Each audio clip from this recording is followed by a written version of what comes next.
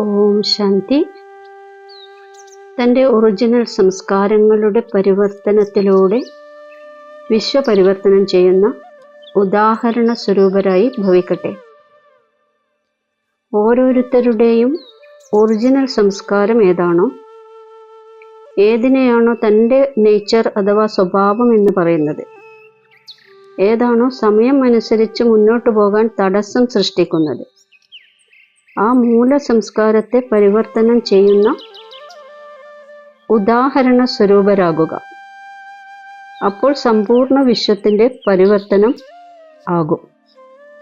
ഇപ്പോൾ ഈ തരത്തിൽ പരിവർത്തനം ചെയ്യുക, ഇവരുടെ ഈ സംസ്കാരം ആദ്യമേ ഉള്ളത് തന്നെയാണ് എന്ന് ആരും തന്നെ വർണ്ണിക്കാനിടയാകരുത്.